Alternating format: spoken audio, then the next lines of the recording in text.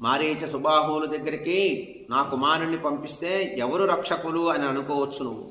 నేనయ్యా రక్షకుణ్ణి నీ కుమారుడికి, నేను రక్షిస్తా నీ కుమారుణ్ణి.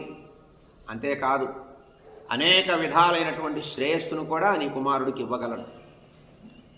అంతేకాకుండా నాతో వచ్చినందువల్ల 3 లోకాల కీర్తి కూడా పొందగలడయ్యా నీ రాముడు. సందేహం లేదు, ఇంతలో ఖ్యాతిని గడిస్తాడు, శ్రేయస్సు గడిస్తాడు, ఆశీస్సులు పొందుతాడు అన్నాడు విశ్వామిత్ర మహర్షి దశరథుడితో. రాముని నాతో పంపు అని అన్నాడు.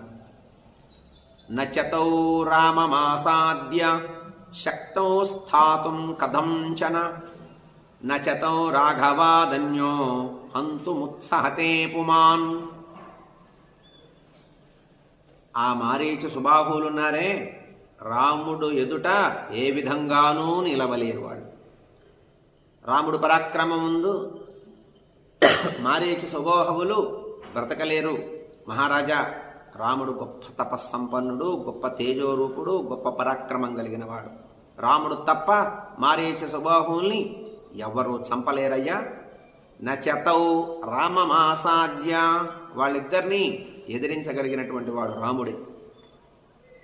శక్తౌ స్థాతుం కథంచన, రాముణ్ణి వాళ్ళు ఎదిరించి సమర్థులు కారయ్య. మారీచ సుబాహువులు రాముణ్ణి ఎదిరించలేరు.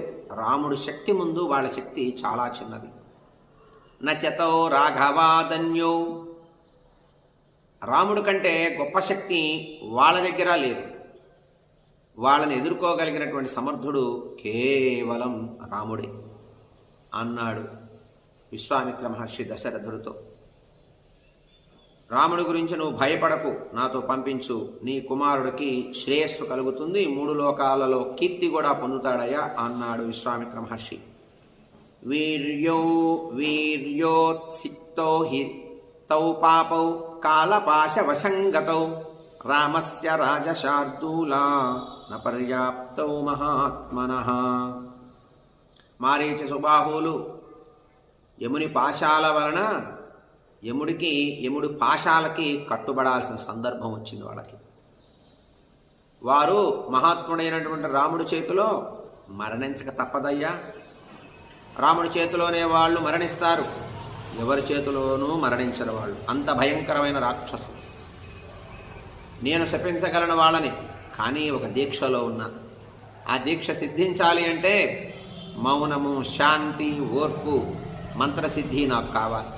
అవి కావాలి అంటే వారిని